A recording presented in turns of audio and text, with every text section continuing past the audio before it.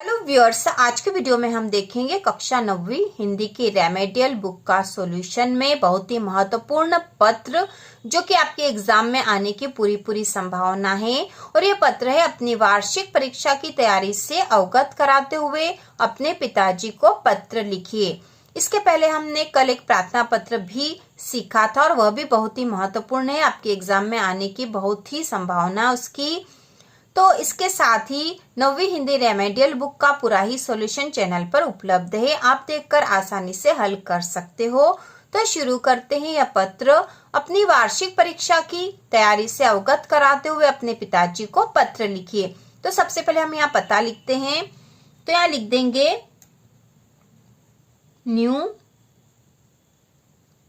साकेत नगर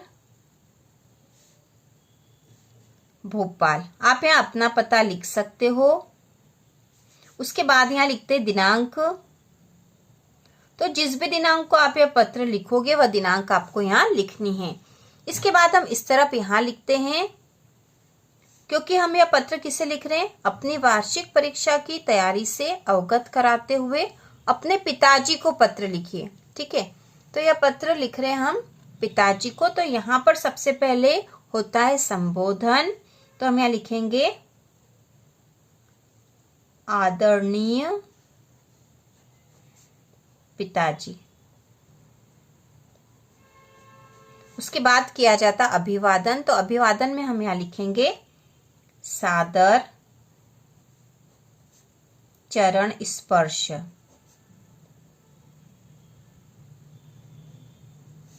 ठीक है, अब नीचे की लाइन से हम लिखते हैं, और यहाँ पर हम ये पत्र क्यों लिख रहे हैं, अपनी वार्षिक परीक्षा की तैयारी से अवगत कराने के लिए लिख रहे हैं। तो हम यहाँ पर लिखेंगे मैं यहाँ कुशल से हूँ और आशा है कि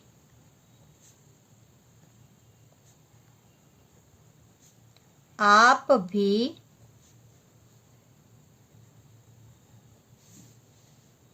सकुशल होंगे।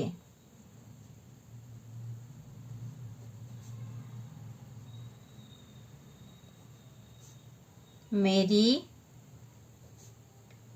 वार्षिक परीक्षा अगले सप्ताह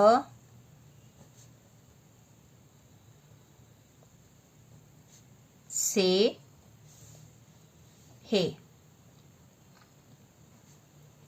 मैंने परीक्षा की तैयारी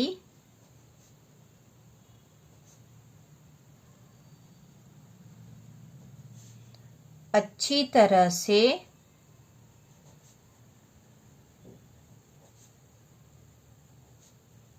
कर ली है।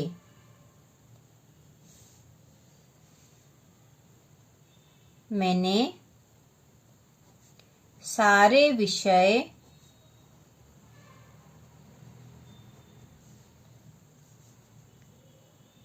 अच्छे से पढ़ लिए हैं।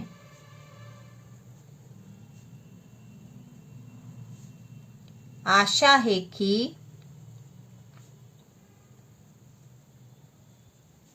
मैं परीक्षा में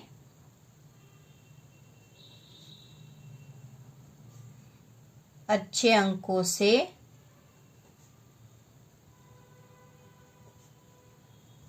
उत्तीर्ण हो जाऊंगा।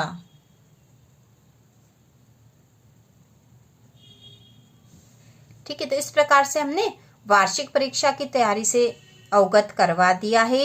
इसके बाद हम नीचे यहाँ लिखेंगे माँ को सादर प्रणाम, और उसके बाद हम यहाँ लिखेंगे आपका प्रिय पुत्र या फिर आपकी प्रिय पुत्री, और यहाँ पर एग्जाम में नाम नहीं लिखते हैं तो हम यहाँ अ ब स लिख देंगे।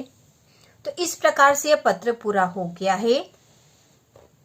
अर्धवार्षिक परीक्षा में कभी कभी इस तरह का प्रश्न आता है कि अपनी अर्धवार्षिक परीक्षा की तैयारी से अवगत कराते हुए अपने पिताजी को पत्र लिखे। ठीक है, अर्धवार्षिक परीक्षा से संबंधित प्रश्न आता है तो यहाँ पर हम इसी तरह से लिखेंगे।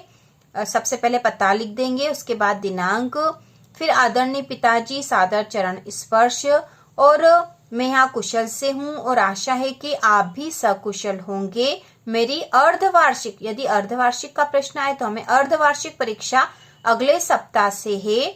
मैंने परीक्षा की तैयारी अच्छी तरह से कर ली है। मैंने सारे विषय अच्छे से पढ़ लिए हैं। आशा है कि मैं परीक्षा में अच्छे अंकों से उत्तीर्ण हो जाऊंगा। माँ को सादर प्रणाम। उसके बाद आपका प्रिय पुत्र या आपकी प्रिय पुत्री अ ब स। तो इस तरह से लिखना है। अब कभी कभी यह भी ध्यान रखना कि कभी कभी पत्र पिताजी को लिखने के स्थान पर माताजी को लिखने के लिए आता है, या फिर बड़े भाई को पत्र लिखिए ऐसा भी आता है। ऐसी स्थिति में भी सबसे पहले पता यही इसी प्रकार से आ जाएगा। और यहाँ पर यदि माताजी को लिखने के लिए आता तो हम यहाँ लिख देंगे आदरणीय माताजी सादर चरण स्पर्श। और यदि बड़े भाई को लिखने के लिए आता तो आपको यहाँ लिखना है आदरणीय बड़े भैया सादर चरण स्पर्श, या सादर प्रणाम भी लिख सकते हैं। तो तरीका वही होगा लिखने का। बस आपको प्रश्न पढ़ के सबसे पहले ये समझना होगा कि हमें पत्र लिखना किसे है।